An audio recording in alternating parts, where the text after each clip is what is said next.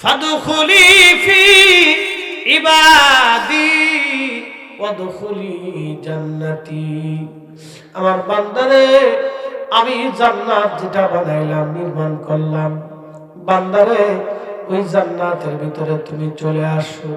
যে জান্নাত, জান্নাতীরা আমার শুভাকাঙ্ক্ষী, আমার পছন্দের ব্যক্তিরা যে জান্নাতে আছে, তুমি সেই জান্নাতের মধ্যে চলে আসো।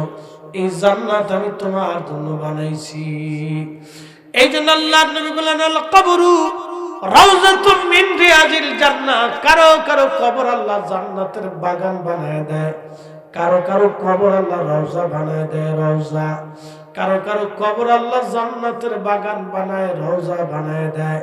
কারো কারো কবর আল্লাহ জান্নাতের বাগান বানায় দেয়। এই জন্য সৃষ্টির কোন জাতির সাথে আল্লাহর প্রেম হয় নাই, আল্লাহর প্রেম হয়েছে মানব জাতির সাথে।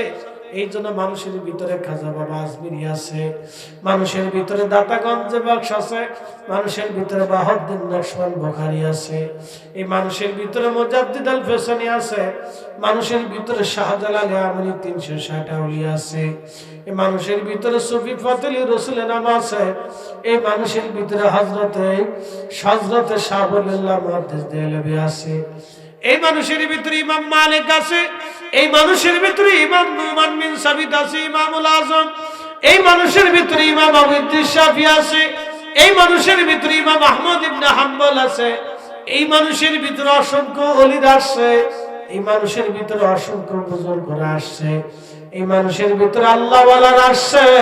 কিয়ামত পর্যন্ত এই মানুষের ভিতরে আল্লাহ ওয়ালারা আসবে।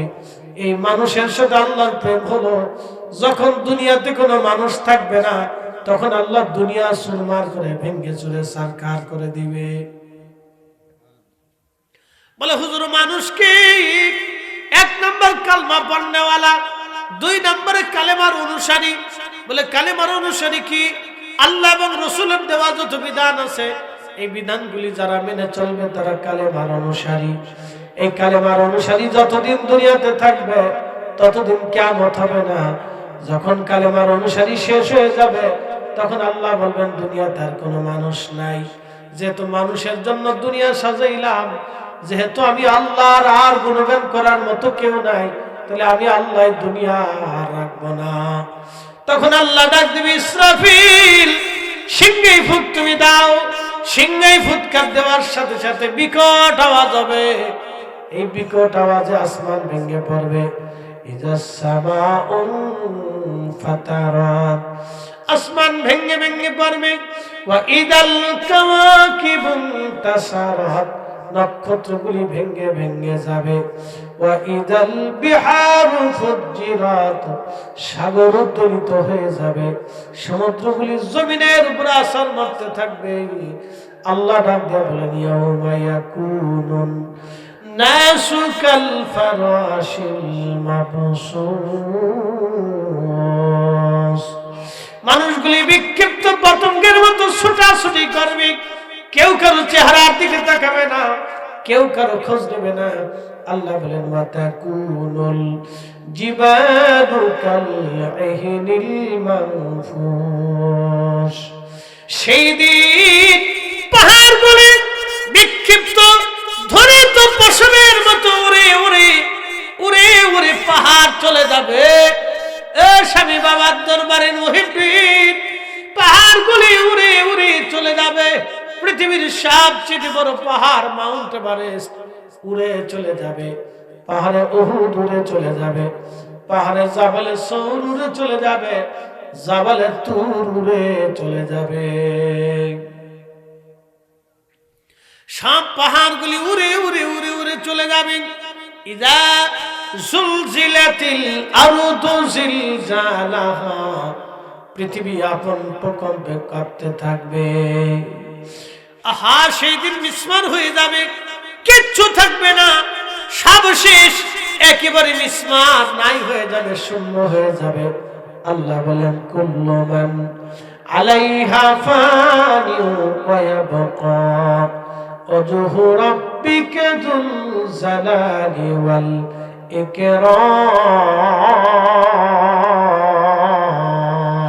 ইকরাম।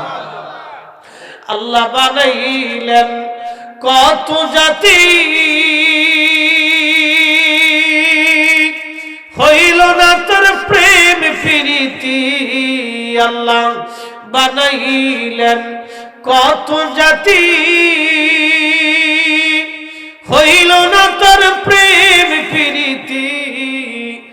অবশেষে মানুষ বানায় প্রেমের কারণে, প্রেমের ডোরি বান্ধরে মদিনার শনে।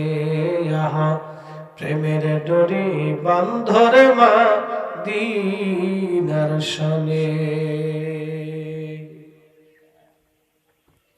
আল্লাহ ডাক দিয়ে বলেন আল্লাহ ছাড়া আর কেউ নাই, আল্লাহ ছাড়া আর কেউ নাই। সব শেষ। প্রশ্ন করতে পারেন হুজুর কতদিন? বলে দিন এবং সময় আমরা জানি না। তাহলে আল্লাহ কি করবেন?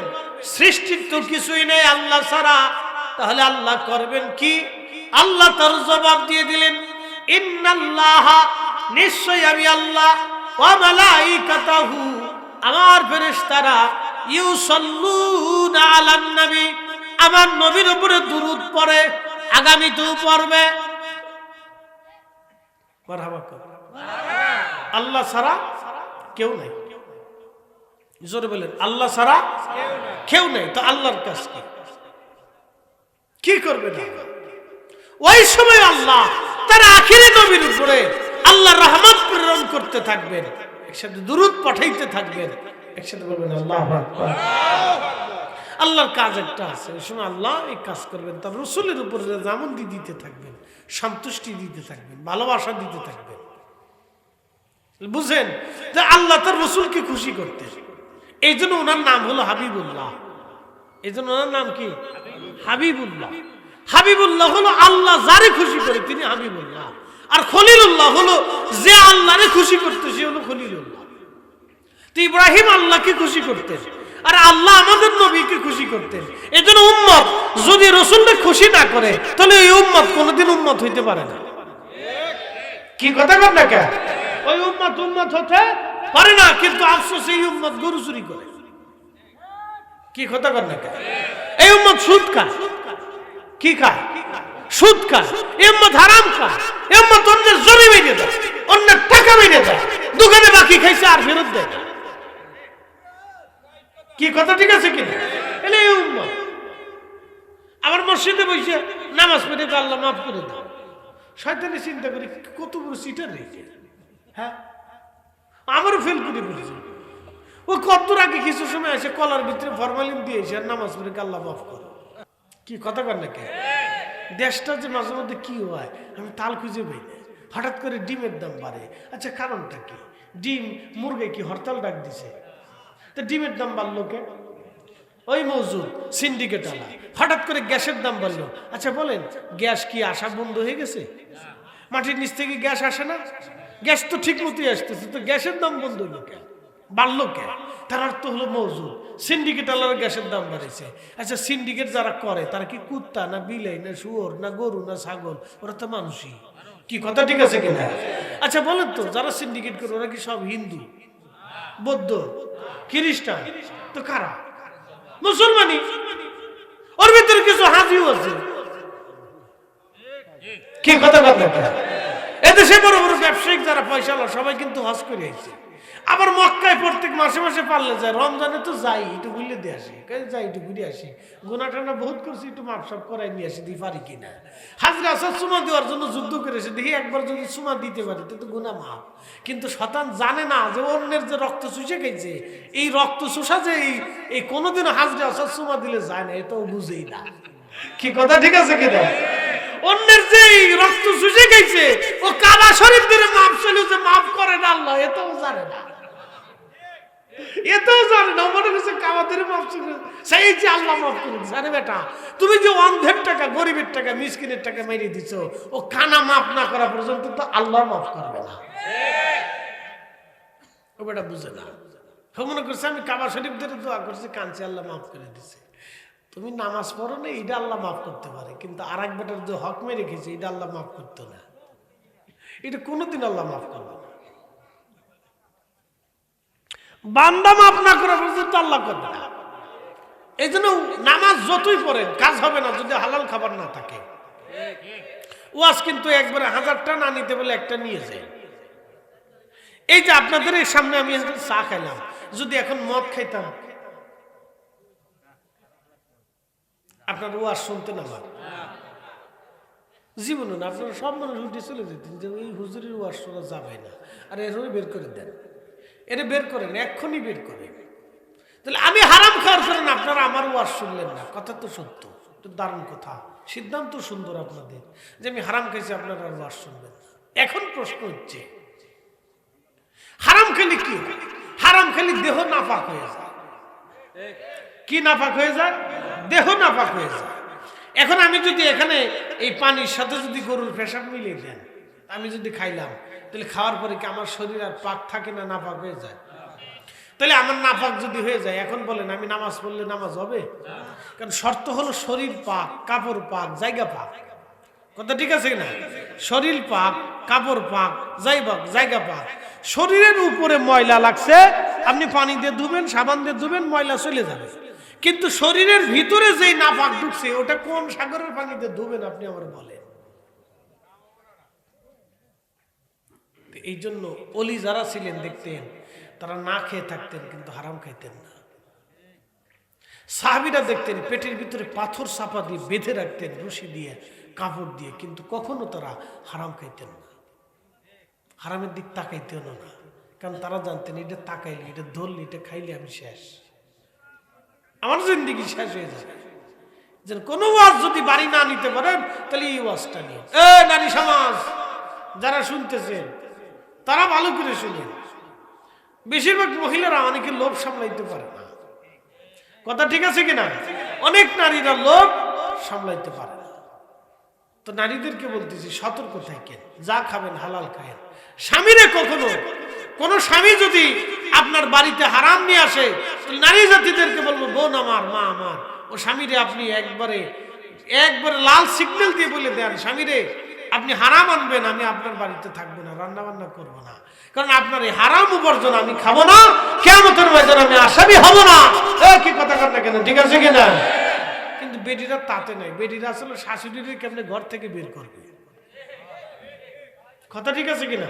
মহিলার খালি এই চিন্তায় থেকে যে শ্বশুরে কেমনে ঘর থেকে বের করবে, আর ননদরে এই ঘরের সীমানার ভিতরে আসতে দেব না। বিরাট বড় যুদ্ধ, বাপরে বাপ, সবসময় খালি এই পরিকল্পনা করে। এদের আর কোনো খাইয়ে দিয়ে কাজ নেই, আর কোনো কাজ নেই। পৃথিবীর অন্য উন্নত বিশ্বের নারীদেরকে দেখেন, তারা উদ্যোক্তা, ব্যবসা করে, কাজ করে, তারা ডাক্তার, কত বড় শিক্ষিত, জ্ঞানী, গুণী, কত সুন্দর তাদের সিস্টেম। আর আমাদের দেশের ঘরের ভিতরে থাকে খালি পরিকল্পনা করে যে জামাইটা নিয়ে কেমনে আলাদা হয়ে যাব, খালি এই চিন্তা করে, আর কোনো চিন্তা এদের মগজের ভিতরে নেই। আর প্রতিবেশীর সাথে ঝগড়া কেমনে করবে, আত্মীয়তার সম্পর্ক কেমনে ছিন্ন করবে, খালি তা, শুধু এই চিন্তা মগজের ভিতরে। না, কেউ কাউকে সহ্য করতে পারে না, হিংসা, অনেক হিংসা। আল্লাহ আমাদের নারীদেরকে হেদায়েত করুন, জোরে বলে না আমিন। আল্লাহ তাদের মগজকে সুস্থ বানায় দিক, আরো জোরে বলে না আমিন। বহু নারী আছে অসুস্থ, তার প্রতিবেশীদের সাথে ঝগড়া করে, বিরাট যুদ্ধ, 6 বছরও কথা বলে না। আল্লাহ রাসূল বলেন আল্লাহি লা ইউমিন, আল্লাহি লা ইউমিন, আল্লাহর কসম সে ঈমানদার না, আল্লাহর কসম সে ঈমানদার না, আল্লাহি লা ইউমিন, আল্লাহর কসম সে ঈমানদার না। সাহাবে কিরাম বললেন মান কিলা ইয়া রাসূলুল্লাহ, সে কে যে ঈমানদার না? নবীজি বললেন যার দ্বারা প্রতিবেশীরা কষ্ট পায় সে ঈমানদার না। আমি বলিনি তো, আল্লাহ রাসূল বলছেন।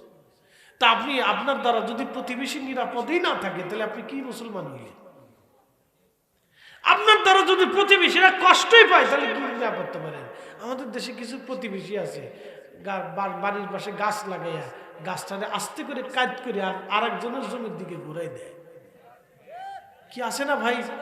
কি প্রতিবেশী, কত বড় নিকৃষ্ট মনের চিন্তা। এদের মনের ভিতরে কুত্তায় পেশাব করে, আসতে কম, এদের অন্তরে কুকুরে পেশাব না করলে এই চিন্তা তাদের মগজে আসতে পারে না। এদের অন্তরের ভিতরে কুকুরে পেশাব করে, অসুস্থ, এরা আসলেই অসুস্থ। আল্লাহ এদের চিকিৎসা করানোর দরকার, চিকিৎসা কাজ আছে। এরা অনেক ধরনের অসুস্থতায় ভুগতেছে, অসুস্থ। মোটো মানবে না। লাল যে কুবাচ্ছে তো কুবাচ্ছি, হাতাল কুবাচ্ছে তো কুবাচ্ছি। আল্লাহ আমাদেরকে হেদায়েত করুন, জোরে বলেন আমিন। আমরা মুসলিম, আমরা সৃষ্টির শ্রেষ্ঠ জাত। আমাদের নবীকে আল্লাহ মেরাজে নিয়েছিলেন। একসাথে বলবেন আল্লাহু আকবার। হায় হায়, কত দাম দিয়েছেন আল্লাহ তার রাসূলকে, কত মর্যাদা আল্লাহ দিয়েছেন। সব নবীরা বাইতুল আকসায় উপস্থিত। মূল আলোচনায় চলে যাই। সব নবীরা বাইতুল আকসায় উপস্থিত, সব নবীরা, কোন নবী বাদ নাই। সমস্ত নবীরা আসলেন প্রিয় নবীজি বাইতুল আকসার মুসল্লার কাছে, মেহরাবের কাছে। জিবরাইল আমিন ইতিমধ্যে একামত শুরু হয়ে গেল, বাইতুল আকসা একামত শুরু হয়ে গেল। জিবরাইল ডাক দিয়ে বলেন, ইয়া রাসূলুল্লাহ, আর কার জন্য অপেক্ষা গো নবীজি? আপনি যান, আজকে আপনি ইমামতি করবেন। আপনার ইমামতিতে সব নবীরা আজকে নামাজ পড়বে বাইতুল আকসায়। আমার নবীজি ইমামতিতে দাঁড়াইলেন, সব নবীরা আমার নবীর পিছনে নামাজ পড়লেন। একবার জোরে বলা যাবে কে মারহাবা। শ্রেষ্ঠ নবী দিলাম রে তরিয়ে নিতে রোজা হাসরে, শ্রেষ্ঠ নবী দিলাম রে তরিয়ে নিতে রোজা হাসরে। পথ না ভুলি তাই তো দিলে পাক কোরআনের বাণী খোদা, তোমার মেহেরবানি। সুন্দর ফুল সুন্দর ফল, মিঠা নদীর পানি খোদা, তোমার মেহেরবানি।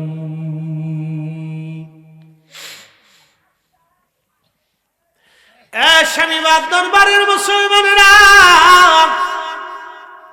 আল্লাহ নবীজি ডাক দিলেন, সাহাবীরা রে, আমি নামাজ পড়লাম, সব নবীদের সাথে মুসাফা করলাম, মুআনাকা করলাম, মুলাকাত করলাম, কুশল বিনিময় করলাম।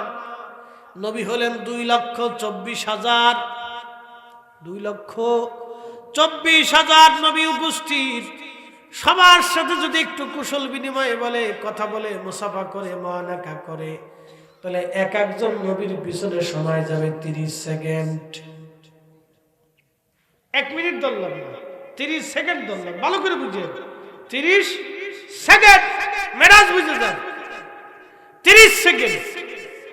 এখন আপনাদেরকে বলি, 30 সেকেন্ড হওয়ার পরে 2,24,000 আপনি অর্ধেক আনেন, তাহলে 1,12,000। তাহলে একবারে বাইতুল আকসাতে সময় চলে গেলে 1,12,000 মিনিট। একটু আল্লাহু আকবার বললেন না? কত সময় গেল? 1,12,000 মিনিট শুধু বাইতুল আকসাতে চলে গেছে। তাহলে 1,12,000 মিনিটে 60 মিনিট দিয়ে ঘন্টায় আপনি এবার ভাগ দিয়ে দেখেন, তাহলে কত ঘন্টা শুধু বাইতুল আকসাতেই টাইম পাস হলো। কিন্তু নবীজি মেরাজ করে ঘুরে টুরে জান্নাত জাহান্নাম দিকে আসার পরে তখন ওযুর পানি গড়ায়। আচ্ছা, এখানে মক্কাতে গেছেন কে কে? একটু হাত উঁচা করবেন। মক্কাতে কারা কারা গেছেন? বাপরে বাপ, অনেক লোকই তো মক্কায় গেছেন। আচ্ছা, হাত উঁচা করে রাখেন, একটু কষ্ট দিচ্ছি মাফ করবেন, হাত উঁচা করেই রাখেন। প্রশ্ন করি, মক্কার মাটি আমাদের বাংলাদেশের মাটির মতো? আচ্ছা, ওযু করলে, এবার হাত নামান, ওযু করলে কত সময় পানি গড়াবে? 1 সেকেন্ড, 2 সেকেন্ড, সর্বোচ্চ 5 সেকেন্ড। কথা ঠিক আছে না? তাহলে 5 সেকেন্ডের ভিতরে নামাজ পড়িয়ে, আসমান ঘুরিয়ে, নবীদের সাথে কথাবার্তা বলিয়ে, সাক্ষাৎ সাক্ষাৎ করিয়ে এসে তখন ওযুর পানি কেমনে গড়ায়?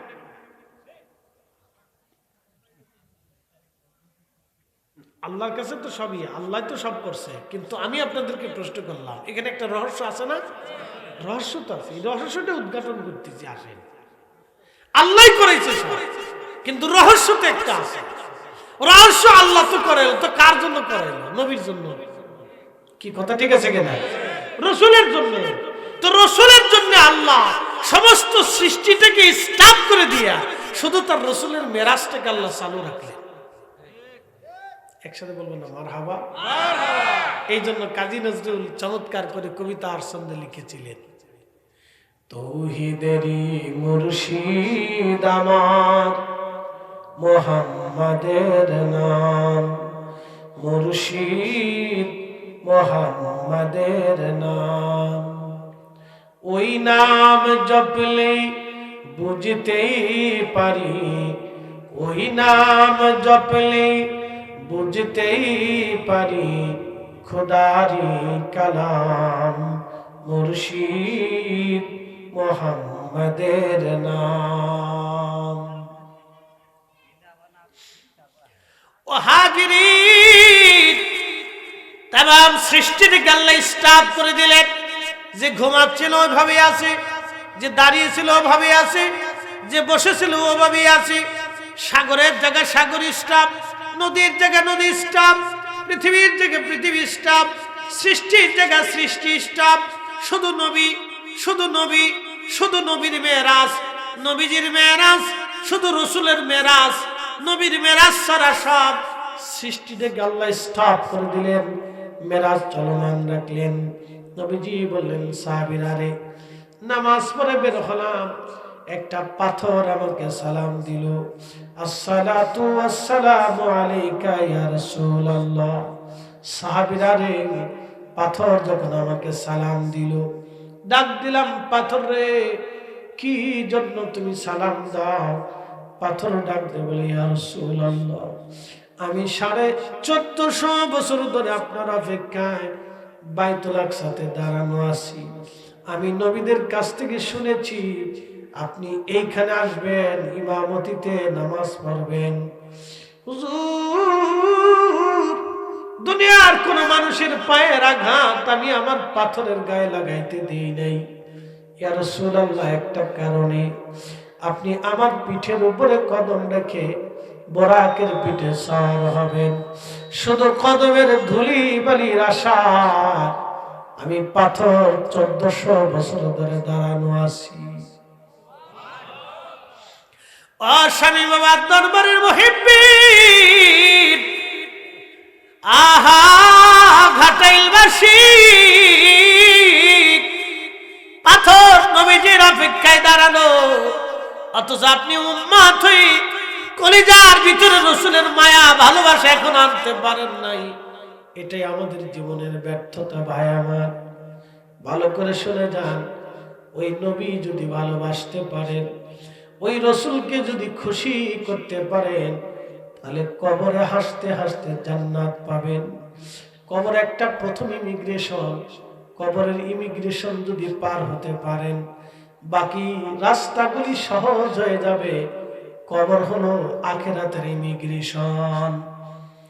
এই আখিরাতের ইমিগ্রেশনে জিজ্ঞেস করা হবে, মার রাব্বুকা ওয়া মা দীনুকা মা কুনতা তাকুলু ফি হাক্কি হাযার রাজুল। এই লোকটাকে চেনো কিনা? যদি সেই দিন রাসূলকে আপনি চিনতে পারেন, বলে নবী কেমনে চিনবেন? দুনিয়াতে নবী মানেন নাই, নবী ভালোবাসেন নাই, রাসূলের আদর্শ মানেন নাই, তাহলে কবরে নবী কেমনে চিনবেন? কেমনে চিনবেন গো, কেমনে চিনবেন? এই জন্য কবি লিখেছেন, মে কবরে अंधेरी में घबराऊंगा जब तन्हा में, कब्रे अंधेरी में घबराऊंगा जब तन्हा, इमदाद मेरी करने आज़ान रसूल अल्लाह, इमदाद मेरी करने आज़ान रसूल अल्लाह, रोशन मेरी तुरबत को लिल्लाह जरा करो ना, जब वक्त न जा आए आका दीदार अता करो ना, दीदार अता करो ना।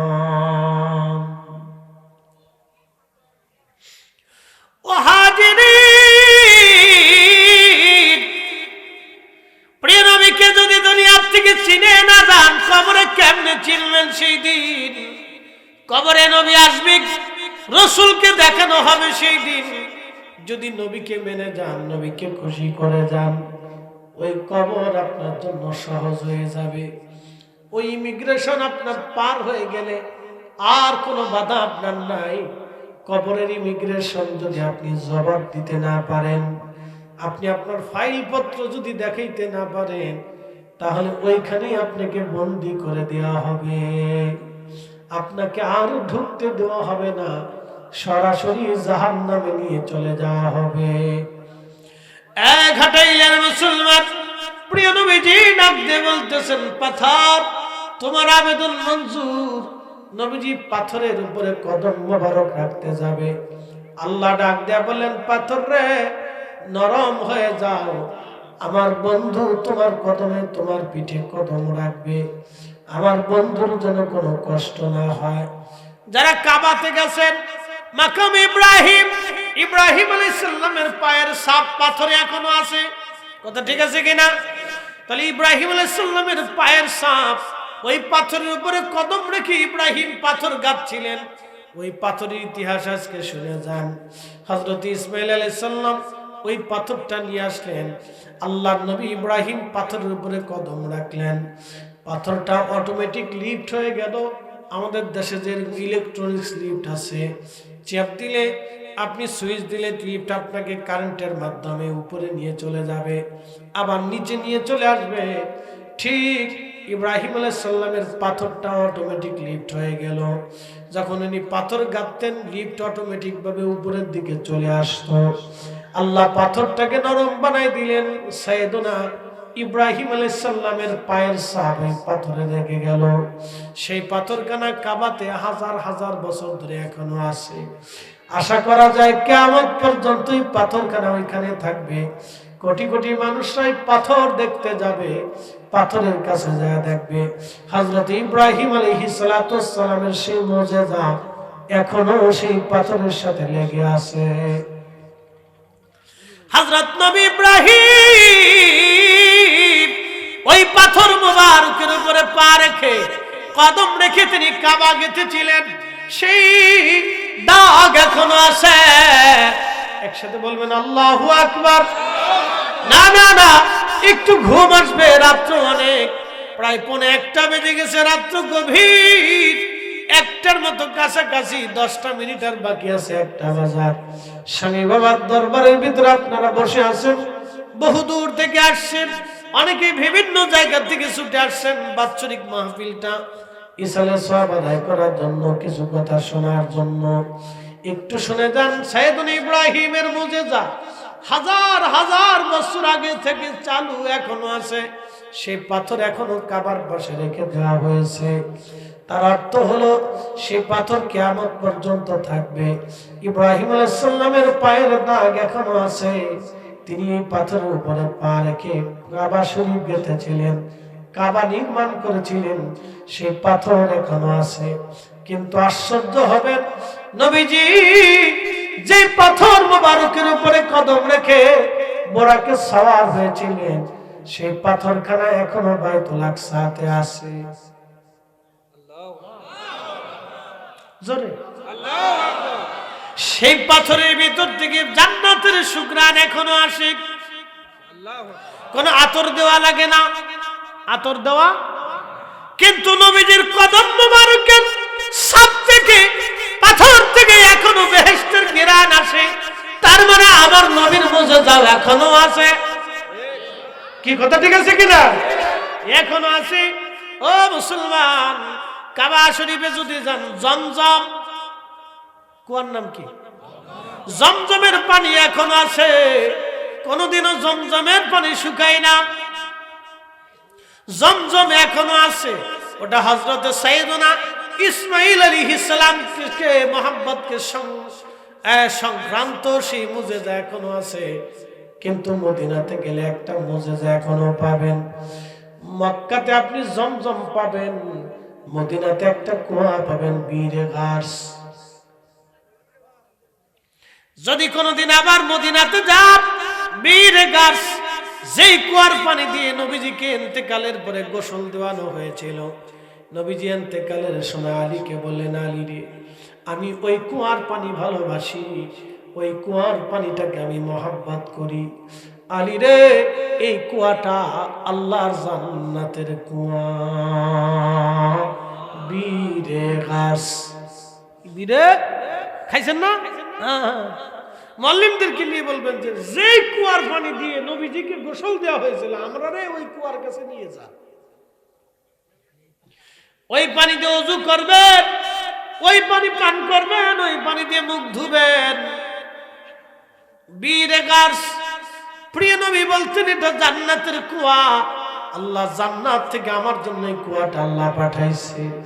বীরে গাছ, বীরে গাছের পানি শুকায় গেল। আখা নবীজি ওযুর পানি রাখলেন, ওযুর পানি দিয়া এবং তার মুখের মধ্যে কিছু কুলি নিয়ে নবীজি ওই কুয়ার মধ্যে ছেড়ে দিলেন। আজও পর্যন্ত 1400 বছর পার হয়েছে, ওই কুয়া এখনো পর্যন্ত শুকায় নাই। আহা, চিৎকার করে জোরে বলেন আল্লাহু আকবার। বলে আমার নবীর মুজিজা আছে না নাই? বলে নবী সত্য না মিথ্যা? বলে রাসূলের আদর্শ সত্য না মিথ্যা?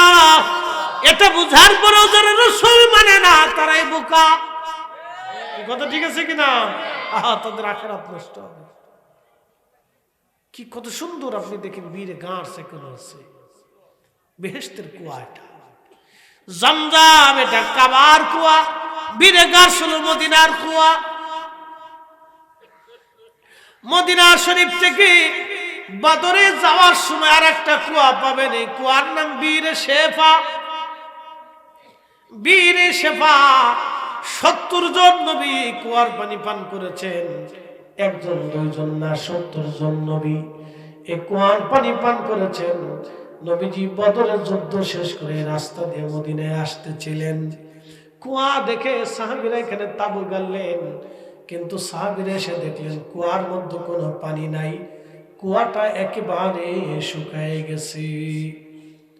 আল্লাহ রাসূলের কাছে যা বলেন, হুজুর কুয়ার পানি একেবারে শুকায় গেছে, এই কুয়ার মধ্যে কোনো পানি নাই। নবীজি কুয়ার পাশে দাঁড়ায় গেলেন, পবিত্র থুতু মোবারক কুয়ার মধ্যে ছেড়ে দিলেন, সেই বীরে শেফার পানি উঠে গেল, কুয়া ভরে গেল। আজ পর্যন্ত কুয়া বন্ধ হয় নাই। দেখবেন বীরে শেফার পানির স্বাদ আলাদা, এটা সিস্টেম, স্বাদই কিন্তু আলাদা। ঠিক আছে, যারা খাইছেন তারা স্বাদই আলাদা। বীরে শেফার পানি স্বাদ আলাদা। বীরে শেফা, বীরে গাছ, দুইটা কুয়ার পরিচয় দিয়ে গেল। রাসূল কারীমের মুজিজা এখনো আছে, এই দুটো দিয়ে গেলাম। আর হযরতে ইসমাঈল আলাইহিস সালামের সেই পায়ের গুতায়, সেই ক্রন্দনে, জিবরাইল আলাইহিস সালামের পায়ের আঘাতে সেই কুয়া জমজম এখনো আছে। ইব্রাহিম আলাইহিস সালামের সেই পাথরের পায়ের ছাপ এখনো আছে। প্রিয় নবীজির মেরাজে যাওয়ার সময় সেই পায়ের ছাপ বাইতুল আকসাতে এখনো সেই পাথর আছে। সেই পাথর থেকে এখনো বেহেশতের ঘিরান আসে। যদি কোনোদিন আপনাদেরকে বলে দিয়ে যাই, এগুলি আপনাদেরকে অনেকে বলবে না, আপনাদেরকে আর একটা তথ্য দিয়ে যাই, জীবনে মনে রাখবেন। মদিনাতে যদি কোনোদিন আবার যাওয়ার সুযোগ হয় আপনাদেরকে, উহুদে যাবেন, দিনে না রাত্রে, রাতে যাবেন, দিনে না, দিনে পাবেন না, রাতে গেলে পাবেন। রাত্রিবেলা যদি যান, উহুদের যেই ফাঁকা জায়গাতে নবীজির দন্ত মোবারক শহীদ হয়ে যাওয়ার পরে, যেখানে নবীজির দন্ত শহীদ হয়েছিল সেখানে একটা মসজিদ আছে, ওখানে নবীজি আসরের নামাজ পড়তেছিলেন। ও সময় কাফেররা পিছন দিক থেকে আক্রমণ করছে, সালাতরত অবস্থায় নবীজিকে আঘাত করছিল কাফেররা। নবীজির দন্ত শহীদ হয়েছিল, সে মসজিদটা এখন ওইখানে তুর্কিরা সংরক্ষণ করে রাখছিল। ওটা ওইভাবে আছে, ঘিরে সংরক্ষণ করে, অনেকে নামাজ পড়ে। ওই মসজিদ থেকে একবারে সাহাবীরা এবং জিবরাইল আলাইহিস সালাম নবীজিকে ধরে নিয়ে, আহত নবীকে নিয়ে চলে গিয়েছিলেন উহুদে। নবীজিকে বাঁচাইতে যে হযরত তালহা রাদিয়াল্লাহু আনহু নামে আরেকজন সাহাবী ছিলেন, সেই তালহা রাদিয়াল্লাহু আনহু কাফেরদের সাথে একা যুদ্ধ করছিলেন। ৭৯টা তীর তলোয়ারের আঘাত ওনার শরীরে লাগছিল, ৭৯টা। একসাথে বলবেন আল্লাহু আকবার। এই ভালো করে শুনে যান, ৭৯টা আঘাত লাগছিল, কিন্তু মারা যান নাই। ৭৯টা আঘাত, একা যুদ্ধ করেছিলেন শত শত কাফেরের সাথে, রাসূল কাছকে বাঁচাইতেই। ৭৯টা আঘাত লাগার পরে তিনি পড়ে গিয়েছিলেন। কাফেররা ভেবেছিল সে মারা গেছে, কিন্তু পরে গণনা করে দেখল ৭৯টা শরীরে আঘাত লাগার পরে রক্তক্ষরণে বহুদিন তিনি এভাবে অসুস্থ ছিলেন। এই উপস্থিতি ভালো করে শুনে যাবে, সেই উহুদে যদি কোনোদিন আপনি রাত্রিবেলা যান, রাত্রিবেলা যাওয়ার পরে দেখবেন যেখানে নবীজিকে বিশ্রাম করানো হয়েছিল ওইখান থেকে বাতাসে বাতাসে আল্লাহর জান্নাতের ঘ্রাণ ভেসে আসে। না যে আল্লাহু আকবার বলবেন না, জমিনে ঠাডা পড়বে, জোরে বলে একসাথে হাত উঁচা করে বলেন আল্লাহু আকবার, নারে তাকবীর, নারে রিসালাত। আমার নবীর মুজিজা আছে না নাই? আছে না নাই? তার সম্মান দিছে কে? তাহলে আমরা ওই নবীর সম্মানে কিয়াম করবই, কথা কন না কেন? আল্লাহ তৌফিক দিক, জোরে বলেন আমিন। আল্লাহ বলেন সুবহানাল্লাযী আসরা বিআবদিহি লাইলাম মিনাল মাসজিদিল হারাম। আমার বান্দাকে আমি বাইতুল্লাহ থেকে বাইতুল আকসার দিকে আমি তাকে সফর করাইলাম, আসরা করাইলাম, রাত্রিকালীন ভ্রমণ।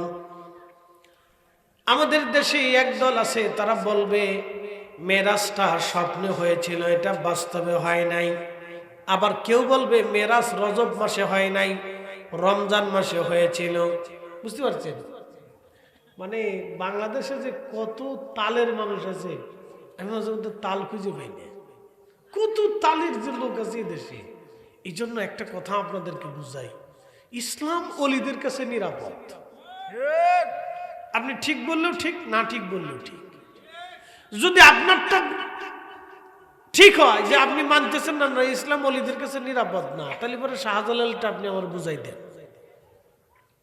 খাজা বাবা আজমিরিরটা আমাকে বুঝাই দেন, মুজাদ্দিদ আল-ফিসানি সেরহিন্দিরটা আমাকে বুঝাই দেন। এই ভূখণ্ডে অসংখ্য ওলিরা আসছিলেন, তাহলে তাদেরটা আমাকে বুঝান। যদি ওলিদেরটা ঠিক না হয় তাহলে বুঝান তারা ওলি কেমনে হইলে আমার একটু বুঝান। তাহলে আমাকে বুঝাই দিতে হবে এদেশে ৬০ লক্ষ আলেম থাকার পরেও একজন হিন্দুরও মুসলমান বানাইতে পারি না, অথচ খাজা বাবা আজমিরি একা ৯০ লক্ষ মুসলমান বানাইলেন। তাহলে ওনার জমান আর আমাদের জমান ৬০ লক্ষের জমান এক পাশে রাখেন, আর ওনার জমানটা আর এক পাশে দিয়ে রাখেন, তাহলে জমানটা কারটা শ্রেষ্ঠ এবার বুঝিল। পরিসংখ্যানে আসেন, ঝগড়া করার দরকার নেই, হিসাব কিতাবে আসেন, সূত্রের ভিতরে আসেন। আমরা ৬০ লক্ষ এক পাশে আর উনি আর এক পাশে। ৬০ লক্ষ বাদ দেন, এই উপমহাদেশের ভিতরে অন্তত ১ কোটির মতো আলেম আছে। ভারতে, পাকিস্তানে, বাংলাদেশে, মায়ানমারে, মালদ্বীপে, রোহিঙ্গা দিয়ে এই মোটামুটি এই উপমহাদেশের ভিতরে প্রায় ১ কোটির আলেম আছে। ছোট বড় সব দিয়ে ১ কোটির মতো, হাফেজ কোরআন কারিয়ানা দিয়ে ১ কোটির মতো আছে। তুমি ১ কোটি মানুষ আমরা যা পারি নাই, খাজা বাবা আজমিরি তার চাইতে ৯০ গুণ বেশি করে দেখাই দিয়ে গেছে। আসতে কনকে উনি যদি না আসতেন তাহলে আপনার মুসলমানই হইতো না। হিসাব বরাবর, বরাবর হিসাব। আপনি মানলে মানেন, না মানলে না মানেন, হিসাব বরাবর। আল্লাহ যদি ওনারও না পাঠাইতেন তাহলে আপনাদের মুসলমানই হইতো না। মুসলমানই ছাড়াই সারা জীবন থাকা লাগতো, খাতনা ছাড়াই সারা জীবন থাকতে হইতো।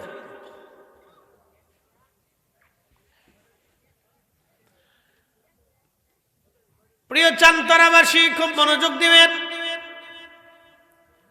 শামীম বাবার দরবারের মুহিব্বিন যারা আছেন তারাও ভালো করে শুনবেন, ফুরফুরা সিলসিলার যারা আছেন তারাও ভালো করে শুনবেন।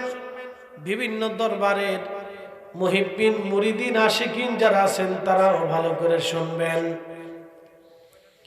আল্লাহ রাব্বুল আলামিন রাসূলকে জাগ্রত অবস্থায় মেরাজ করিয়েছিলেন। তার প্রমাণ দিতে যে ইমাম সুয়ুতি লিখলেন, বিআবদিহি লাইলাম মিনাল মাসজিদিল হারাম। বিআবদিহি বললেন, বান্দা বললেন, দেহ এবং রূহ মুবারক একসাথে নিয়ে নবীজি রওনা করলেন। নবীজি সেই দিন ঘুমের মধ্যে ছিলেন না, কারণ মানুষ যখন ঘুমায় তখন বডি থাকে বিছানার উপরে, কিন্তু তার রূহটা চলে যায় শূন্যের উপরে। সুবহানাল্লাহ বলবেন না? এটা আল্লাহর কুদরত। মানুষ ঘুমাইলে তার দেহ থেকে বিছানাতে, কিন্তু রূহ চলে যায় আল্লাহর কাছে শূন্যের উপরে। কোন কোন ইমাম লেখছেন এটা আরশে মুআল্লার নিচে থাকে, আবার কেউ বলছেন না এটা প্রথম আসমানে থাকে। ওখান থেকে রূহটা বডির সাথে কাজ করে। এই জন্য দেখবেন ঘুমন্ত মানুষকে আল্লাহ রাসূল হঠাৎ করে ডাক দিতে নিষেধ করে দিয়েছে। সুন্নত তরিকা হলো ঘুমন্ত মানুষই ধীরে ধীরে ডাক দেয়, উঠেন উঠেন উঠেন, আস্তে আস্তে উঠেন, কারণ রূহটা তার বডির সাথে অ্যাডজাস্ট হতে সময় লাগে। আর যদি হঠাৎ করে ডাক দেন, হ্যাঁ চলে বাসি, তা দেখবেন যে ঘুম থেকে উঠে লাভ দিয়ে কোনো দিশা পাবে না, খুঁজে পায় না, শরীর কাঁপতে থাকে, হার্টবিট বেড়ে যায়। কথা ঠিক আছে না? কোনো তাল খুঁজে পায় না, কোন দিক গেল, বুঝতে পারছেন? এই জন্য রূহটা আসতে সময় লাগে। এই জন্য মানুষ যখন ঘুমায় তখন ঘুমের সময় তাকে ঘুম থেকে জাগাইতে হলে রসুল করিমের সুন্নত হচ্ছে তারে ধীরে ধীরে জাগাও, হঠাৎ করে জাগাই। দেখছেন হিসাব কত সোজা। আপনি যদি হিসাব না বুঝেন তাহলে তো ইসলামের দোষ না, আমি যদি না বুঝি তাহলে তো ইসলামের দোষ না। তো ইসলামের জায়গায় ঠিকই আছে, এটা আপনি বুঝেন না, সেটা আপনার বুঝের দোষ। আমি বুঝি না, সেটা আমার বুঝের দোষ। ইসলামের জায়গায় আছে। যদি নবীজির মেরাজ স্বপ্ন হতো তাহলে রাসূল কারীমের দেহ মোবারক থাকতো আরবে, নবীজির দেহ মোবারক থাকতো হাতিমে কাবা অথবা উম্মে হানির ঘরের মধ্যে। আল্লাহ রূহ নিয়ে চলে যেতেন বাইতুল আকসাতে। তখন আল্লাহ আব্দুন শব্দ ব্যবহার করতেন না।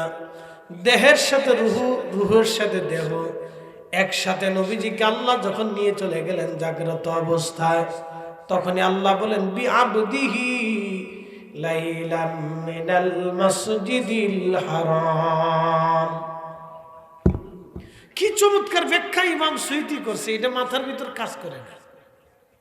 এটা পড়ার আগে জীবনেও আমাদের মাথায় এটা কাজ করে নাই।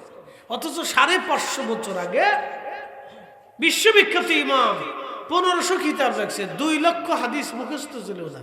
কত বড় মুহাদ্দিস ছিলেন, এবার চিন্তা করেন। ইসলামের এলেমের এমন কোন দিক নাই, এমন কোন বিষয় নাই যে বিষয়ের উপর উনি কিতাব না লেখছে। সোজা হিসাব আর কি। ওনার মতো আরেকটা খুব পাওয়া বড় মুশকিল।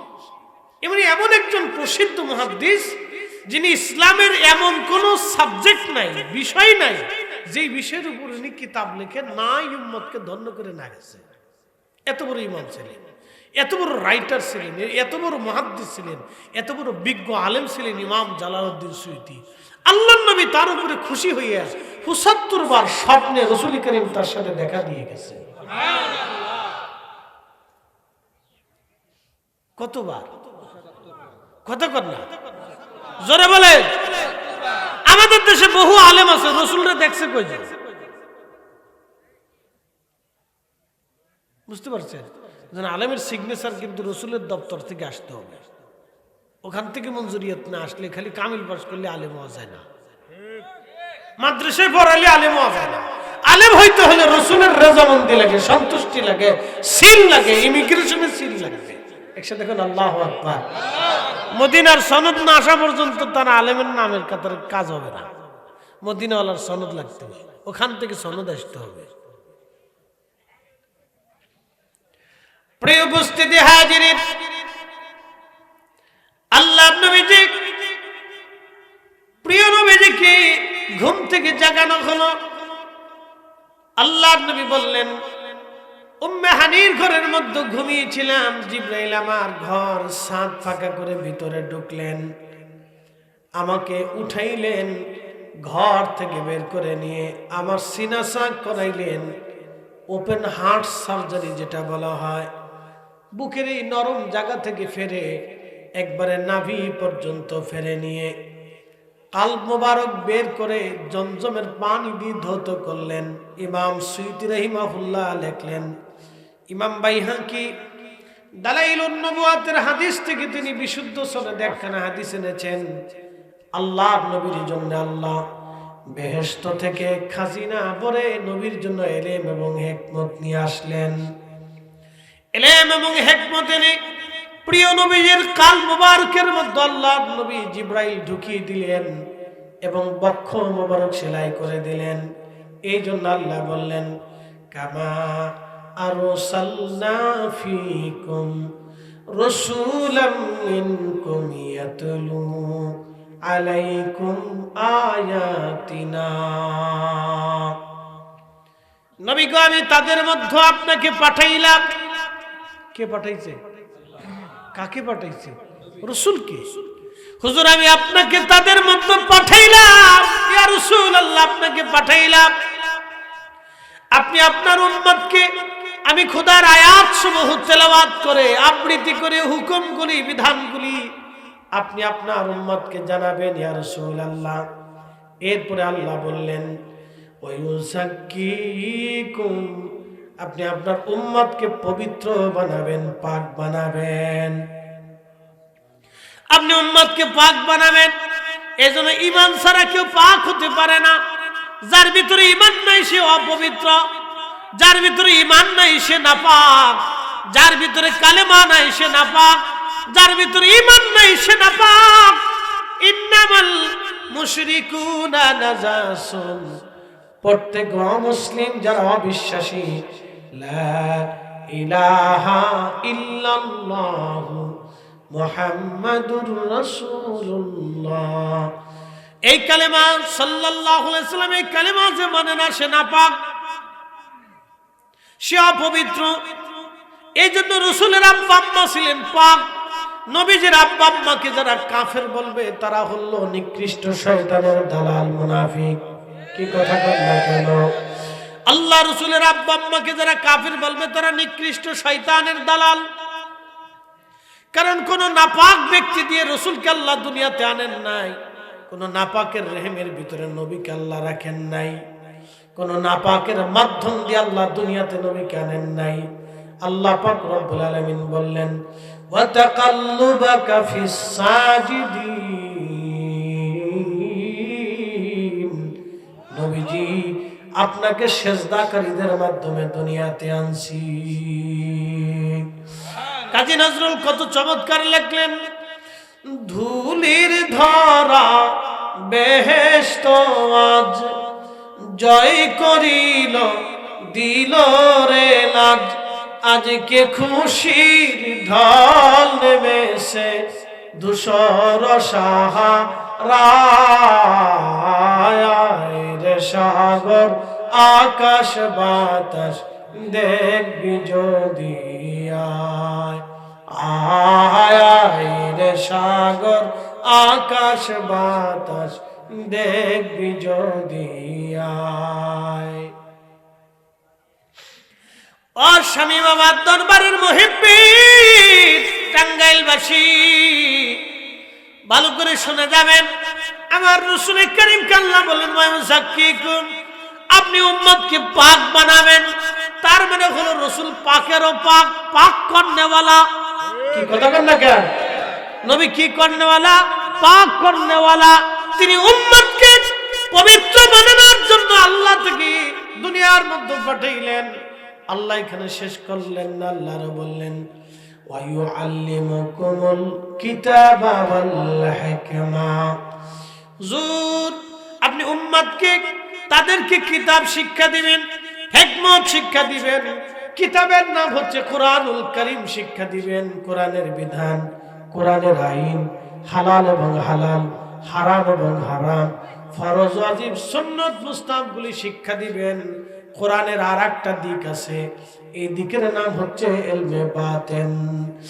ইলমে বাতিন নাহি জানো হাসরে সে অন্ধ হয় ইশকে খুদা নাহি যারো দোজখেতে সেই রয়। বলে হুজুর ইলমে বাতিন কি? ইলমে বাতিন হচ্ছে সেই বিদ্যা, মুরাকাবার মধ্যে আপনি বসবেন। আমাদের সিলসিলা, এই ফুরফুরা সিলসিলার একজন ইমাম ছিলেন, তিনার নাম হযরতে শাহ সুফি ফতেহ আলী রসুলের নামা। একসাথে বলবেন আল্লাহু আকবার। হযরত আবু বকর সিদ্দিক ফুরফুরাবি রাহমাতুল্লাহ আলাইহির পীর ও মুর্শিদ, তিনি সেই বিশ্ববিখ্যাত আশিক রাসূল। ওনার মাজার শরীফ আমি জিয়ারত করেছি। সেই মাজার শরীফ ভারতের মানিকতলায়, ওনার সেই মাজার শরীফে জিয়ারতে গেলাম। আল্লাহর ওলির মাজার শরীফে ঢোকার সময় প্রথমেই যার মাকবারা পাবেন, কবর পাবেন, তিনি হযরত আব্দুল আওয়াল জৌনপুরি রাহমাতুল্লাহ আলাইহি, কারামত আলী জৌনপুরি রাহমাতুল্লাহ আলাইহির বড় সন্তান। তিনি ইন্তেকাল করলে সুফি ফতেহ আলী রসুলের নামা রাহমাতুল্লাহ আলাইহির মাজার শরীফের ওখানেই ওনাকে দাফন করা হয়েছে। এই বিশ্ববিখ্যাত আলেমকে ওইখানে দাফন করা হলো। তারপরে ফতেহ আলী রসুলের নামা যারা হাত ধরে ফুরফুরার সিলসিলা এসেছে, যারা হাত ধরে আনায়তপুরের সিলসিলা এসেছে, যারা হাত ধরে বিশ্ব জাকের মঞ্জিল এসেছে, যারা হাত ধরে হাজার হাজার দরবার ছাড়ছে না ফুরফুরা। এরপরে আপনার সোনাকান্দা থেকে শুরু করে বড় বড় দরবার এসেছে। বাংলাদেশ না, শুধু বাংলাদেশ না, ভারত উপমহাদেশে হাজার হাজার দরবার যার হাত ধরে এসেছে, তার নাম ফতেহ আলী রসুলের নামা রাহমাতুল্লাহ আলাইহি। তিনি এমন একজন আল্লাহর আশিক, এমন একজন আশিক রাসূল। এই ইলমে বাতিন হলো সেই বিদ্যা, মুরাকাবার মধ্যে তিনি বসাইয়া তিনার মুরিদকে আল্লাহ নবীজির সাথে দিদার করায় দিতেন। আল্লাহু আকবার। আরো জোরে জোরে জোরে জোরে। ঠান্ডা হয়ে যায় না, ঠান্ডা হয় না, এটা সেই বিদ্যা। ইলমে বাতিন নাহি যারো হাসরে সে অন্ধ রয় ইশকে খুদা নাহি যারো দোজখেতে সেই রয়। এ হাজিরিন, স্বামী মামার দরবারের মুহিব্বিন, ভালো করে শুনে যাবেন। ফুরফুরা সিলসিলা এই মাসলাকের সূর্য সন্তানরা ভালো করে জেনে যান আপনারা কোন কোন দলের অনুসারী, শুনে যাবেন। হযরত ফতেহ আলী রসুলের নাম, তিনি সেই ওলি মুরাকাবার ভিতরে মুরিদের সাথে, আল্লাহর নবীজির সাথে মুরিদের কানেকশন করে দিতেন। মুরিদ মুরাকাবায় দেখতেন নবীজির সাথে তার সাক্ষাৎ হয়। তাহলে আপনি বুঝেন তো সে ফতেহ আলী রসুলের নাম কত বড় আশিক রাসূল ছিলেন। আল্লাহু আকবার। উনি কত বড় আশিক রাসূল, এই জন্য এই জমিনে ওলিরা যা করে দিয়ে গেছে,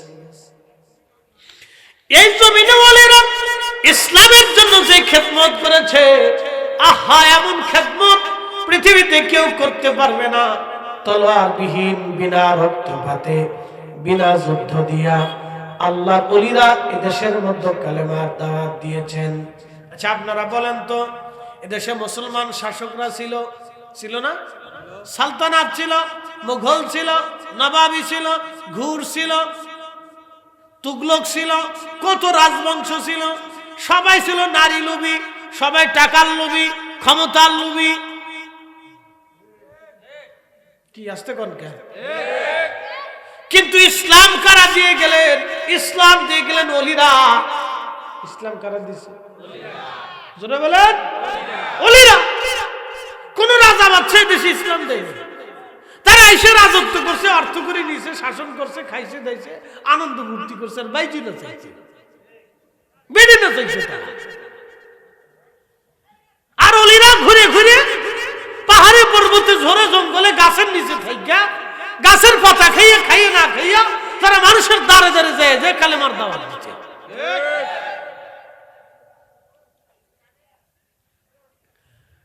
এ ভাইরা আমার, ভালো করে শুনে যাবেন। বন্ধু আমার, এটার নাম ইলমে বাতিন। কোরআনের দুইটা বিদ্যা, ইলমে জাহির, ইলমে বাতিন। ইলমে জাহির, ইলমে বাতিন। ইলমে জাহির হচ্ছে এই যে শরীয়তের বিদ্যা, নামাজ কেমনে করা লাগবে, হজ কেমনে করা লাগবে, যাকাত কেমনে দিতে হবে, কুরবানি কেমনে হবে, বিয়ে শাদী কেমনে হবে, আকিকা কেমনে হবে, সুন্নত কেমনে মানতে হবে, এটার নাম ইলমে জাহির। কিন্তু ইলমে বাতিন হলো কোন রাস্তা দিয়ে আল্লাহর নবীর সাথে মুরাকাবায় কথা বলা যাবে, সেটার নাম ইলমে বাতিন। আস্তে কোন খেয়ালে বলেন, ইলমে বাতিন তারে কয় পানির ভিতরে ফু দিবেন, পানি আর পানি থাকবে না, ওটা ওষুধ হয়ে যাবে, মহা ওষুধ। ওষুধ মহা ওষুধ বুঝেন? আচ্ছা বলেন তো, ডায়াবেটিসের কোন শেষ ওষুধ আছে? আছে? দেখাইতে পারবেন ডায়াবেটিসের কোন শেষ ওষুধ? তো ওলিদের সেই বিদ্যা, পানির মধ্যে ফু দিবে, ডায়াবেটিসের ওষুধ হয়ে যাবে। আস্তে কোন আল্লাহু আকবার। আচ্ছা কোন বন্ধা নারীর যখন বাচ্চা একবারে বন্ধাত্ব এসে যায়, ডাক্তার বলে দেন যে আপনার আর কোনোদিন বাচ্চা হবে না। কি কথা ঠিক আছে কিনা?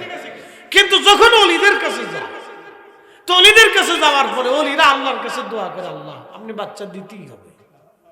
কি কথা ঠিক আছে কিনা? তখন আল্লাহ তারে বাচ্চা দিয়ে দেয়। ডাক্তারকে কিভাবে হইলো, বলে কেমনে হয়েছে এটা আপনি বুঝবেন না, ওটা উনি দিছে। দিছে কে? দেয় কে? দিতে পারে কে?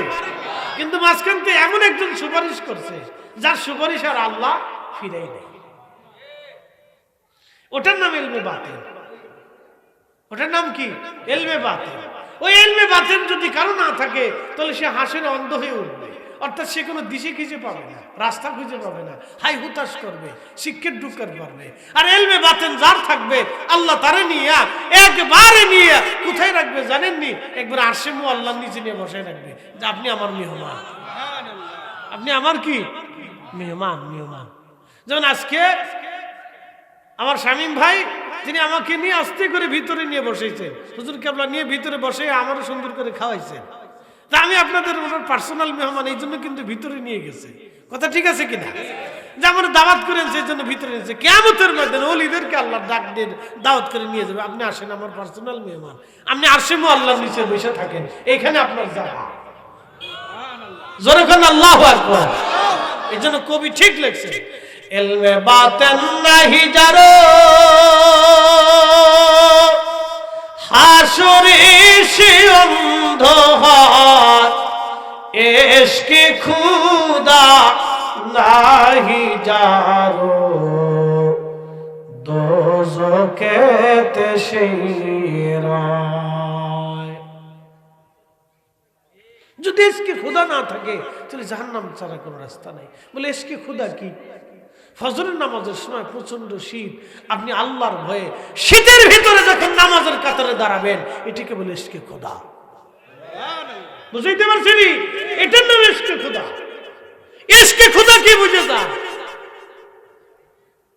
কোটি কোটি টাকা থাকবে, কোটি কোটি টাকা এক মাসে, কিন্তু আপনি ওই হারাম টাকা ধরেন নাই, আপনি হালালটা ধরে রাখছেন, এটার নাম ইশকে খোদা। মাহে রমজান আসছে, প্রচন্ড অভাবের ভিতর আপনি রোজা ছাড়েন নাই, এটার নাম ইশকে খোদা। ইলমে বাতিন নাহি জানো হাসরে সে অন্ধ হয়, ইশকে খুদা নাহি জানো দোজখেতে শিরায়। কষ্ট হচ্ছে না?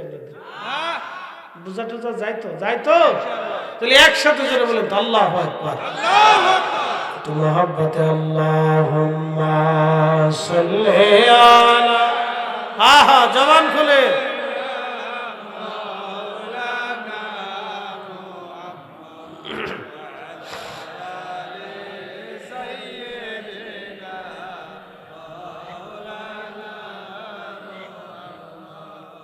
প্রিয় ভাইরা আমার, প্রিয় নবীজিকে আল্লাহ রাব্বুল আলামিন বলে, ওয়া ইউআল্লিমুকুমুল কিতাবা ওয়াল হিকমা ওয়া ইউআল্লিমুকুম মা লাম তাকুনু তা'লামুন। ওই যে বাক্য ফেলে কাল মুবারকের ভিতরে আল্লাহ ইলম ঢুকিয়ে দিলেন, হিকমত ঢুকিয়ে দিলেন। ওই এলেম এবং হিকমত ঢোকানোর কারণে দুনিয়ার কারো কাছ থেকে তিনি একটা বিদ্যাও শিখা লাগে নাই। সরাসরি আল্লাহ যার শিক্ষক এবং সরাসরি আল্লাহর যার ছাত্র যিনি, তিনি আমাদের নবী রাহমাতুল লিল আলামিন। এবার ওই নবীর এলেম নিয়ে যারা প্রশ্ন তুলে তারাই হলো বর্তমান জামানার শ্রেষ্ঠ বোকা।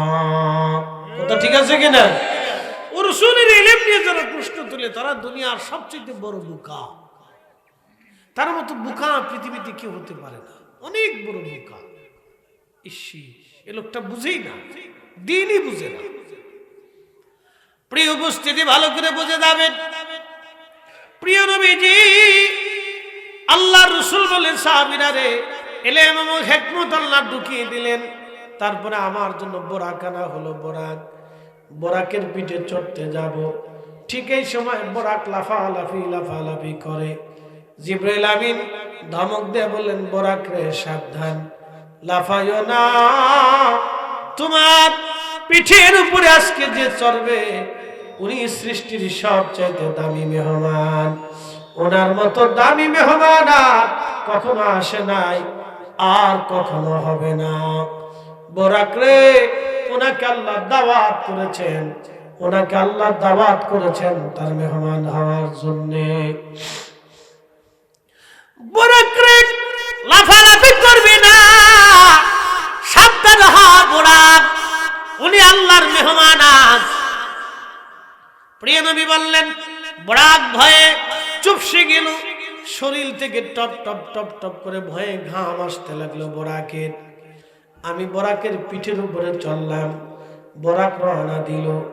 চোখের দূরত্ব যত দূর দেখা যায়, চোখ খালি চোখ দিয়ে যত দূর পর্যন্ত দেখা যায়, বোরাকের প্রত্যেকটা কদম ছিল তত দূর দূরত্ব পর্যন্ত। আমি বোরাকের পিঠের উপরে চললাম, যাইতেছিলাম। যাওয়ার সময় দেখি মারারতু বিমূসা ওয়া হুয়া ইউসাল্লি ফি কবরিহি, মুসা নবী কবরের ভিতরে দাঁড়ায় দাঁড়ায় নামাজ পড়ে। একবার জোরে বলবেন আল্লাহু আকবার। কে নামাজ পড়ে? কোথায় নামাজ পড়ে? কবরের ভিতরে। তাহলে 2000 বছর 3000 বছর আগে ইন্তেকাল করেও মুসা আলাইহিস সালাম যদি রওজা শরীফে নামাজ পড়তে পারে, তাহলে আমরা রাসূল বুঝি নাই? তো যারা কয় মদিনায় কেন যাবে, তোর জবাব দেন, বেটা অন্ধ, আমি তো মদিনায় আমার রাসূলের কাছে যাব। কথা ঠিক আছে কিনা? হযরতে রাসূল করিমের সাহাবী ছিলেন মেজবানে রাসূল আইয়ুব আনসারী রাদিয়াল্লাহু আনহু। তিনি একদিন রওজা শরীফের সামনে, রওজা শরীফকে সামনে নিয়ে, রাসূল করিমের রওজা শরীফকে সামনে নিয়ে রওজা শরীফের পাশে বসে বসে কাঁদতেছিলেন, কাঁদতেছিলেন এবং জিয়ারত করতেছিলেন। রওজা শরীফের পাশে বসে কাঁদতেছেন, রওজা শরীফকে সামনে নিয়ে।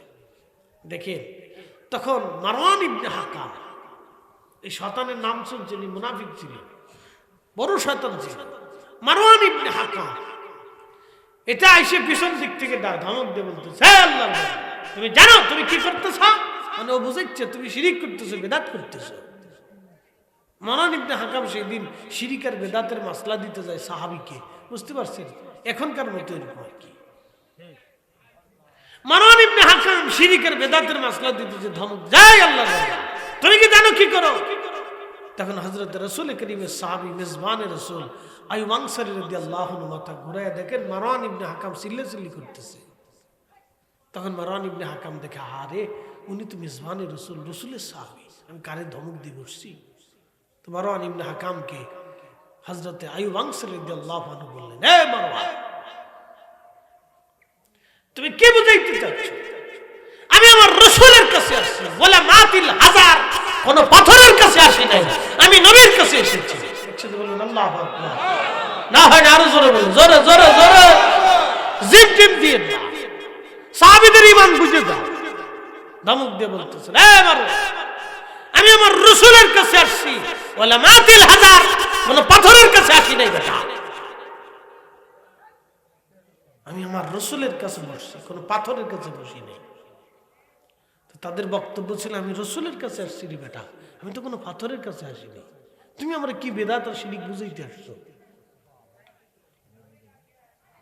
আজকে দশা হয়েছে, তো মুসলমানদের এই দশা হয়ে গেছে। মুসলমানরা রসুলের রওজা শরীফের পাশে যাবে তো মাসলা বাতে দিচ্ছে আগেই বাংলাদেশ থেকে সুন্দর করে বাতাচ্ছে। কি সুন্দর যে বুকে হাত বেঁধে নামাজ পড়ে একদল আছে, এরা বাতাচ্ছে যে তোমরা হজ করবা কিন্তু মদিনায় যাবা না। মদিনায় তোমার কাজ কি? মদিনায় কিছু নেই। মদিনার মসজিদের নামাজ পড়তে যাবো, ওখানে নামাজ পড়লে 50,000 রাকাতের সওয়াব হয়। আচ্ছা বলেন তো, মক্কায় নামাজ পড়লে 1,00,000 রাকাতের সওয়াব হয়, মদিনাতে নামাজ পড়লে 50,000 রাকাতের সওয়াব হয়। তাহলে মক্কায় সওয়াব বেশি না মদিনায় সওয়াব বেশি? মক্কায় সওয়াব বেশি হিসাব অনুযায়ী। কথা ঠিক আছে না? তা আমার যদি সওয়াবই লাগে তাহলে আমি মক্কাতে থেকে তো সওয়াব দরকার, তাহলে হাজিরা মদিনা যাওয়ার দরকার কি? তাহলে আগের যুগের ওলিরা, সাহাবীরা, বুজুর্গরা, উলামারা কেন মদিনায় গেছে? মদিনায় মূলত তারা সওয়াবের জন্য যাইতেন না, মদিনায় যাইতেন মূলত রাসূলের জন্য। কথা ঠিক আছে কিনা? মদিনায় যায় কার জন্য? নবীর জন্য যায়, রাসূলের জিয়ারতের জন্য যায়। মুসলমান সওয়াবের জন্য মদিনায় যায় না, কারণ সওয়াব মক্কাতেই পাওয়া যায়। কথা ঠিক আছে না? সওয়াব মক্কাতেই পাওয়া যায়। প্রিয় উপস্থিতি হাজিরিন, আল্লাহ রসুলের সাহাবী আল্লাহর নবী বলেন, আমি দেখলাম মুসা কালিমুল্লাহ নিজ কবরের ভিতরে দাঁড়িয়ে দাঁড়িয়ে তিনি নামাজ পড়তেছেন। আমি মুসা নবীকে ওই অবস্থায় দেখে রওনা দিলাম, চলে গেলাম বাইতুল আকসায়। বাইতুল আকসা যাওয়ার পরে দেখি হযরত মুসা কালিমুল্লাহ বাইতুল আকসার ভিতরে নামাজ পড়তেছে দাঁড়ায়া। মুসা নবীর চুলগুলি কুকরানো কুকরানো, গোধূম বর্ণের ছিলেন তিনি, বেশি লম্বাও না বেঠেও না, মিডিয়াম। এর পাশে দেখি ঈসা রুহুল্লাহ নামাজ পড়ে, চুলগুলি ঘাড় বাবড়ি। কি বাবড়ি? ঘাড় বাবড়ি রাসূলের সুন্নাত, মনে রেখেন, এটা বেদাত না কিন্তু, ভণ্ডামি না, এটা সুন্নত রাসূল। হযরত আল্লাহর নবী যে দেখলেন ঈসা রুহুল্লাহর ঘাড় বাবড়ি, চুলগুলি এত সুন্দর। এই বাচ্চারা, এই একটা লাঠি নিয়ে যান, ভাবনি বা মনে হয় এখানে বাজার বসেছে। এই বাচ্চারা এদিকে এসো, চলে এসো, সব চলে এসো, মাহফিলের ভিতরে চলে এসো, ভিতরে ঢুকো, ঢুকো ঢুকো ঢুকো ঢুকো ঢুকো ঢুকো ঢুকো, আসো আসো বাবা, আসো আসো, চলে এসো। দেখছো নি খড়ের ফালা দিয়ে ঘর বানিয়ে ফেলছে, বাড়ি ঘর বানিয়ে ফেলছে। আসো আসো আসো বাবা, আসো আসো, কথা বলা যাবে না বাবা, চলে আসো, সব চলে এসো, ভিতরে এসে বসো। আর নালি ভিতরে শটাং হয়ে শুয়ে পড়ো, অসুবিধা নেই, ঘুমায় পড়ো, কিন্তু কথা বলা যাবে না, চুপচাপ থাকতে হবে। একসাথে বললেন আল্লাহু আকবার। এই বাচ্চারা কথা বলা যাবে না, চুপচাপ বুঝে থাকো, কোনো লড়াচড়া হবে না। যে কথা বলবে আমরা তারা বের করে দেবে। আরে এবারে কি থামানো যায় রে? ওই যে মুরগার বাচ্চা দেখেন না, খালি চেয়া চেয়া চেয়া চেয়া করে, এখানে থামানো যায় না, খুব মুশকিল। তারপরে ভিতরে বসেই তুমি কিছু করার নেই, যার যারটা তার তার কাছে রাখে, তাহলে আর সমস্যা নেই। কারণ ভাতিজা আসলে কাছে নিয়ে আসে, বাচ্চা হলে কাছে নিয়ে পাশে বসে রেখে, ঘুম পারলে ঘুমায় পড়াই দেয়, শুয়ে থাকুক, অসুবিধা নেই। তো মাহফিল শুনতে হবে, ওরা আজকে শুনবে, কালকে শুনবে, পরের দিন ওরাই মাহফিল সাজাবে, আমরা কবরে চলে যাব। কথা ঠিক আছে না? পরবর্তীতে ওদের পালা। এই যে আমরা এখানে যারা বসে আছি, 100 বছর পরে কোন জায়গায় থাকবো? আল্লাহর কাছে। কি কথা ঠিক আছে না? কার কাছে চলে যাবো? আল্লাহর কাছে চলে যাবো, সোজা হিসাব। বাকি 100 বছর পরে নতুন প্রজন্ম আসবে,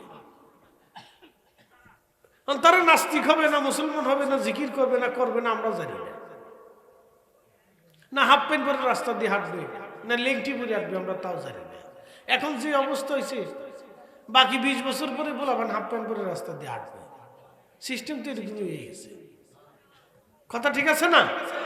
সিস্টেম এরকম হয়ে গেছে। এখনকার কিছু ছেলে পেলেরা আছে, মুরব্বী দেখলে সালাম কালাম দেয় না। কথা ঠিক আছে? মুরব্বী দেখলে কি দেয় না? সালাম কালাম দেয় না।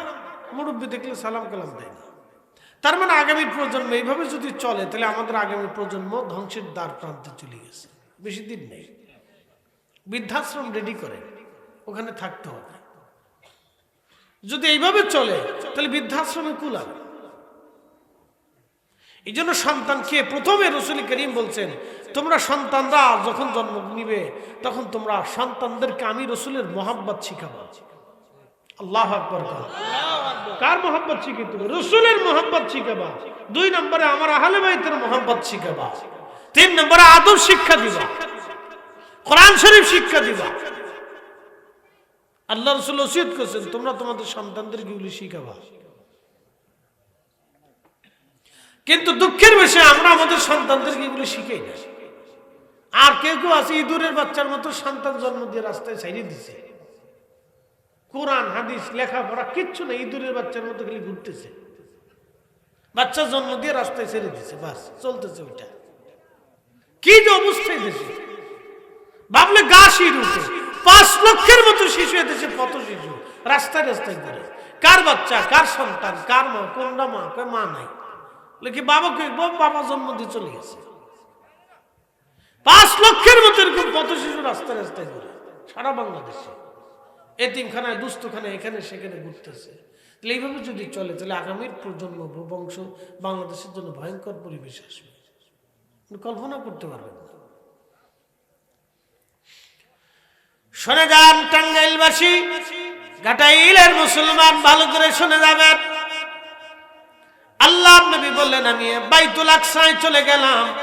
বাইতুল আকসায় যাওয়ার পরে নবীরা যে পাথরের সাথে ঘোড়া গাদা বাঁধত, ওই পাথরের সাথে জিবরাইল আলাইহিস সালাতু ওয়াস সালাম তিনি বোরাকের রশি বাঁধলেন। বোরাকের রশি বাঁধার পরে আমি মসজিদের মধ্যে গেলাম, দেখি মুসা কালিমুল্লাহ নামাজ পড়ে, ঈসা রুহুল্লাহ নামাজ পড়ে, আরো দেখলাম ইব্রাহিম খলিলুল্লাহ নামাজ পড়তেছে। না আরো জোরে আল্লাহ! মেরাজটা একটা আধ্যাত্মিক বিষয়, মারাত্মক। আচ্ছা বলেন তো, ইব্রাহিম খলিলুল্লাহ বাইতুল আকসা এসে নামাজ পড়তেছে, আপনি কি ভাবতেছেন? সব নবীরা চলে আসবে, কোন নবী বাদ নাই, সব নবী। এটা কি বাবা? কফি? আল্লাহ, এত কফি? আচ্ছা ওটা লয়ে যাও, তো রঞ্চা দিও। এত কফি খেলে তো সারা রাত্রে ঘুমাইতো না, তো আর এক বিপদে পড়বো। সকাল 8টা পর্যন্ত ঘুমাইতো না। একসাথে আবার বলি আল্লাহু আকবার।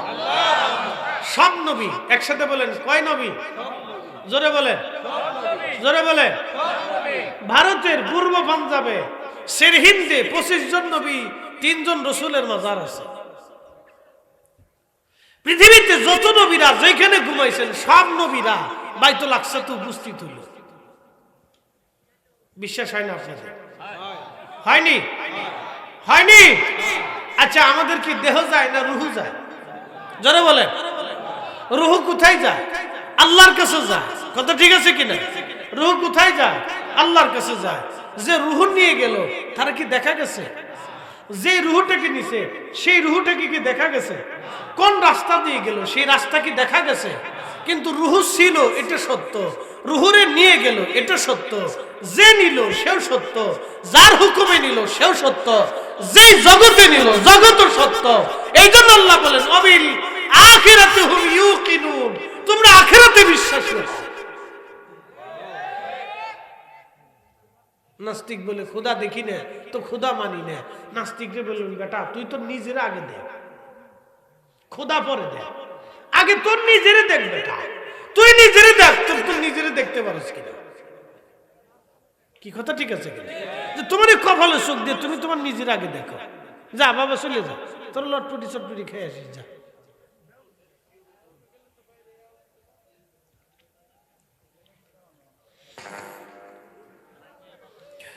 আল্লাহু আকবার ওয়ালিল্লাহিল হামদু বিসমিল্লাহির রাহমানির রাহিম।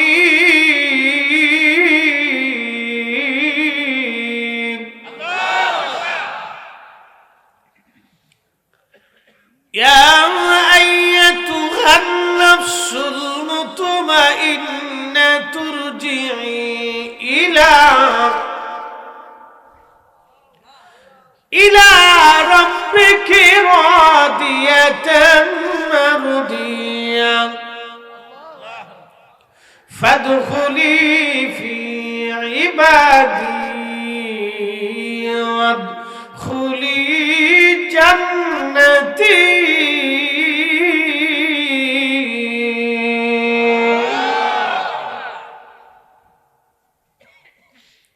আল্লাহ বলেন ইয়া আইয়াতুহান নাফসুল মুতমাইন্না, হে নফসে মুতমাইন্না, হে প্রশান্ত আত্মার জিয়ে, তুমি আমার সন্তুষ্টির দিকে চলে আসো। ইলা রাব্বিকি রাদিয়াতাম মারদিয়া।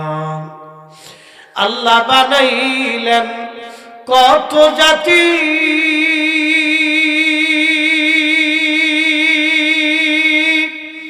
হইল না তার প্রেম প্রীতি। আল্লাহ বানাইলেন কত জাতি, হইল না তার প্রেম প্রীতি। অবশেষে মানুষ বানায় প্রেমের কারণে, প্রেমের ডোরে বান্ধরে মদিনার শনে। মুসলমান খুব মনোযোগ দিবেন। আল্লাহ কুকুর বানাইলেন, ওটা একটা জাতি। বিড়াল বানাইলেন, ওটা আর একটা জাতি। গরু বানাইলেন, ওটা আর একটা জাতি। মানব সারা পৃথিবীতে 4 লক্ষ প্রজাতির জীব এবং জীবন আছে। প্রত্যেকটা জীব এবং জীবন আল্লাহ সৃষ্টি পর্যায়ে একটা করে জাতি। আল্লাহ বহু জাতি বানাইলেন, কিন্তু কোন জাতির সাথে আল্লাহর প্রেম হলো না। আল্লাহ ফেরেশতা বানাইলেন, প্রেম হলো না। আল্লাহ জিন বানাইলেন, প্রেম হলো না। ওয়া খালাকাল জান্না মিন মারিজিন মিন নার, আমি জিন বানাইলাম আগুনের শিখা থেকে। মোমবাতি জ্বালানোর পরে হলুদ আগুন, হলুদের পরে যায় সবুজ, সবুজের পরে যে ধোঁয়া, ধোঁয়াটা উড়ে চলে যায় আর দেখা যায় না। ওটার নির্যাস থেকে আল্লাহ জিন বানাইছে, এই জন্য জিন দেখা যায় না। কিন্তু জিনেরা মানুষের শরীরে রক্তের শিরার ভিতর দিয়ে ঢুকে যেতে পারে। এই জন্য দেখবেন যে মানুষের জিনে ধরে, ওই মানুষের লাঠির পিটুনি মারলে জিনে পিটুনি খায়। কথা ঠিক আছে কিনা? আবার যারা জিন ছাড়া দেখবেন মাটির উপরে বাড়ি মারে, মাটির উপরে ধোঁয়া পরে ফু দেয়, মাটির উপরে বাড়ি দেয়, জিনে চিৎকার মারে, জিনে কান্দে, জিনে হাসে, জিনে কথা বলে। তার মানে ওই মানুষের কোনো হুঁশ থাকে না, মানুষের পরিপূর্ণ নিয়ন্ত্রণটাই জিনে নিয়ে নেয়। এখন বলেন তো, এই জিন ছাড়ানোর বিদ্যা বাংলাদেশের কোন মাদ্রাসায় পড়ায়? পড়ায়নি, কোন স্কুলে পড়ায়। কিন্তু জিনে যে ধরে, এটা তো সত্য। কথা ঠিক আছে কিনা? জিনের যে ফিডে, এটা তো সত্য। জিন যে আছে আল্লাহর কোরআন অনুযায়ী, সেটা তো সত্য।